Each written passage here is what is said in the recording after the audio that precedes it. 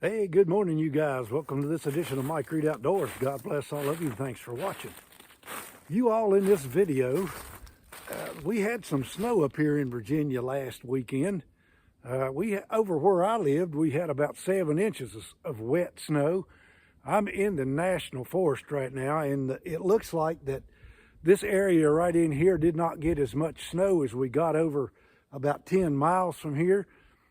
And also the trees, these you can see all around me, it's a pine forest, and that has stopped a lot of that snow from reaching the ground.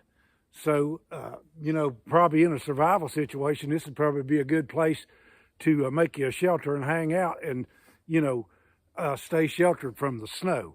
But anyway, what I'm doing this morning is I'm going out here and see what kind of tracks that we can find and identify this morning. I hope I can find some stuff. We just don't ever know. I've got my Mountain Man kit here. I'm going to build a fire with it this morning too and cook something to eat. So let's go along here and go over to the river or the creek, see if we can find some sign. And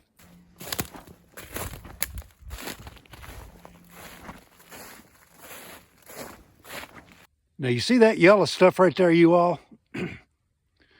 That looks like animal urine right there. And you'll see that a lot in the forest, especially after a wet snow like this. There's not a track anywhere around this. So where did that yellow stuff come from right there? Well, if you'll take a look straight up right there, you will see a dead rotting branch that's dripping rotten wood water straight down here to this yellow spot. You'll see that lots of times in the woods, and for beginners, you'll think that's some kind of animal urine, but it's not.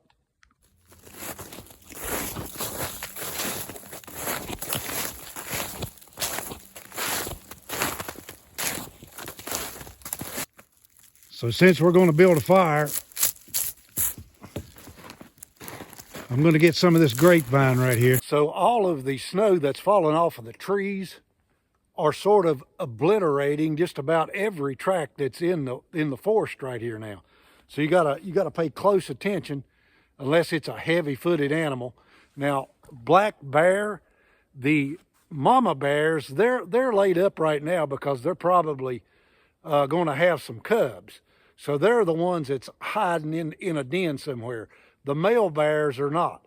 Every time the sun comes up, that old male bear will probably get up and see if he can go find him something to eat. I'd sure like to find some tracks over in here this morning too. That right there, you all, is a bobcat's track right there. See his round toes. It's done. Melted out. It's 2 or 3 days old. Sneaking right out through there. Of course, right here's a good sign that you can find you some really good fat wood. This is a dead white pine tree right here. Of course, I didn't get it off of this tree, but I got some of the same stuff. You just peel that bark back right there and use it for the base of your fire. See that right there, you all? Right there is a buck scrape. This late in the year. You can see where he's worked on these little twigs right above it right there. But this buck right here is looking for some young does that have just came in to heat.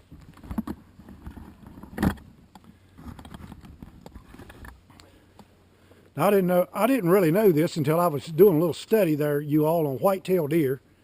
The state of Virginia's wildlife magazine that I can get online and read.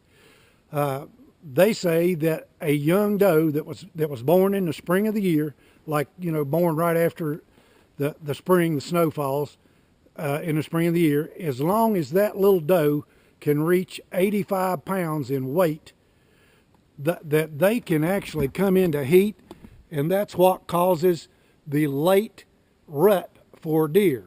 Now, the big old bucks can't breed them little bitty does. They are too big, and will break them down. But the little bitty yearling bucks that they say that the horn has just stuck out through the hair is able to breed them little does, and that's where a lot of that late season rut comes from. And I read that in the Virginia Wildlife magazine. That's a little ash tree right there that they've been rubbing on, you all. pretty much killed the whole tree. But right over here, right beside of it, this set of deer tracks. Just strolling out through there.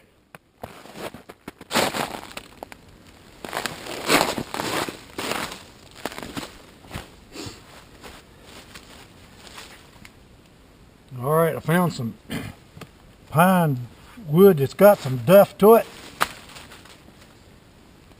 Remember, we got to keep this fire off of the ground to start with. So we'll build a platform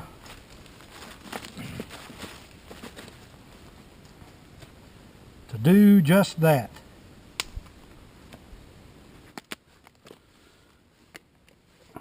The reason that I like to do this first is sometimes you'll only have one chance to get that fire started. So you're going to want to protect your fire, for one thing, from the earth and from something like the wind that might blow it out before it takes a good hold on that wood right there. And this wood, although it looks like it's completely dry, it is not. So it takes a right smart of heat to get this stuff going right here.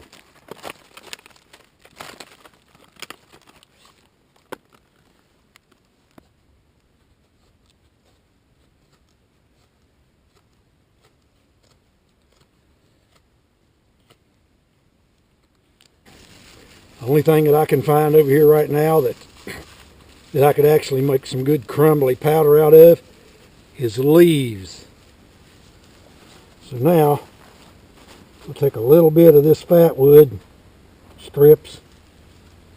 I'm going to put them inside there. By the way, this stuff is still damp. So I've got this grapevine right here.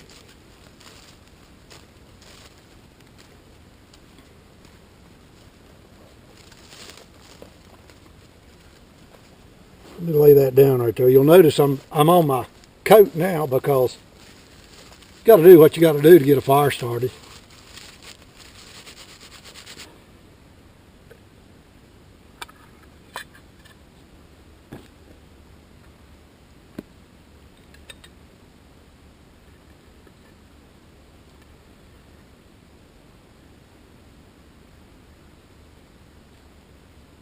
Get us a good chunk of char cloth there, you all.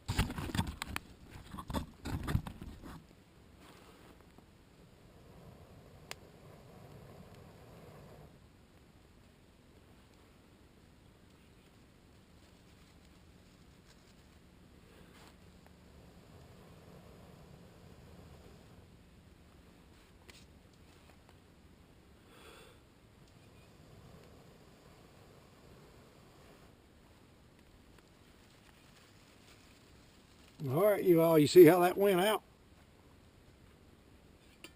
All right, you all. You see how that went out?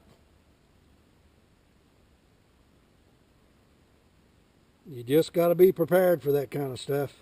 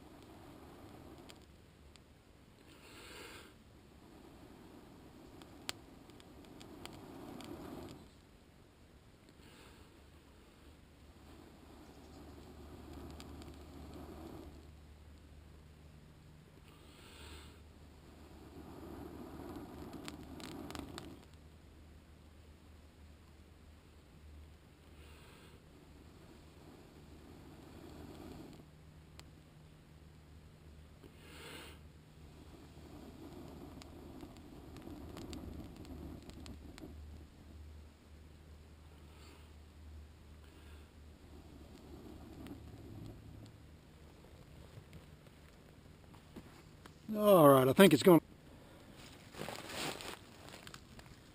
See how smoky that is, you all? That stuff right there is still wet. It took me 2 attempts to get that going right there.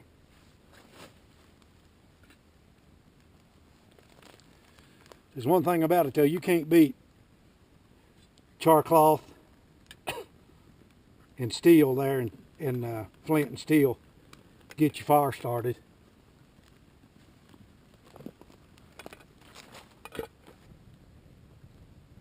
Now you all, you can see right here that how I've created that fire, or that pile of wood first. Now that the center of that thing is burning, if you're going to start adding sticks to it after you start this stuff in an emergency, lots of times you will lose that fire. I mean, there ain't no question about it. So stack up your wood first that you're going to burn, and then build you a fire right in the center of it so that air can go underneath here and dry your wood out. It's burning good too. And keep your fire going. And while I was looking for some stuff to build that fire with, right there's a deer's bed. It's 2 or 3 days old. You can see the tracks are already melted out, so it's 2 or 3 days old. But there was a big old deer laying right in here. And before I forget about it, I would like to give a shout out to my friends at Hysia Boots.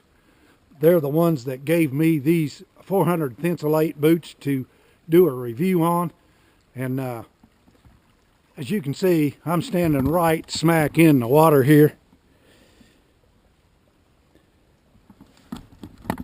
I've been walking through the snow all morning. Your feet's not going to get cold in these boots unless they get wet. There ain't no question about it. I don't even feel the water, the temperature of the water through these 400 thensolate boots. I don't know if any of you all got to get you a pair of them, but if you get a chance and they've still got some in stock, get you a pair of these Hysia boots. By the way, they're not paying me to say that either, you guys. I'm telling you the honest truth.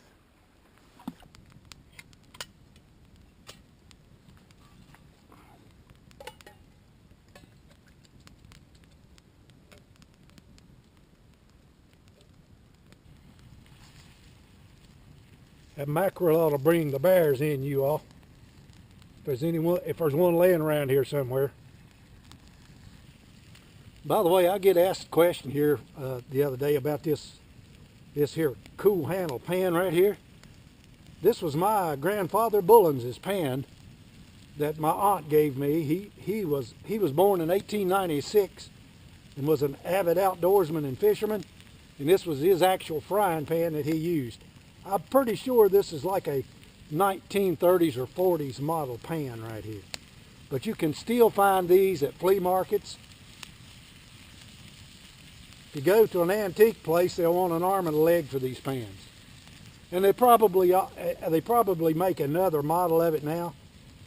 But I like using something that my grandfather actually had and used.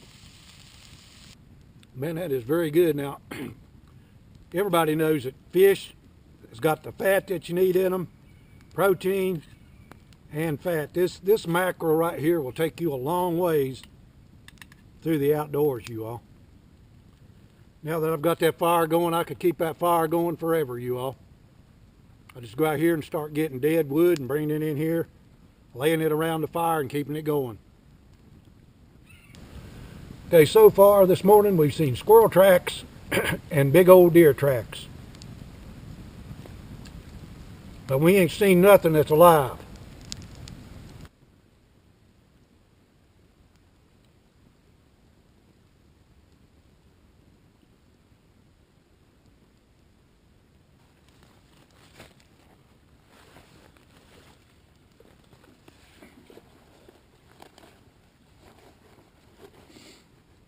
Always test your handmade equipment, you all.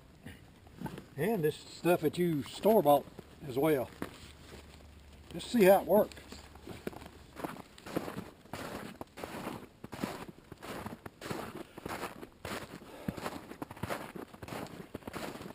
Well, you all, I really appreciate you hanging out with me this morning.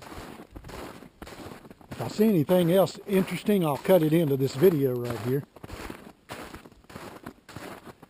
But I do like to get out in the forest after a good snow and see what's been moving around. I was hoping there would be some turkeys over in here, but I don't see a sign of a track anywhere. But I'll guarantee you somewhere in this neck of the woods, there is some wild turkeys goofing off here. All right, you all, before I have to go up this steep ridge right here to get out of this place, I really appreciate you watching this video. God bless you all. And I hope you're having a really good new year. Thanks for watching.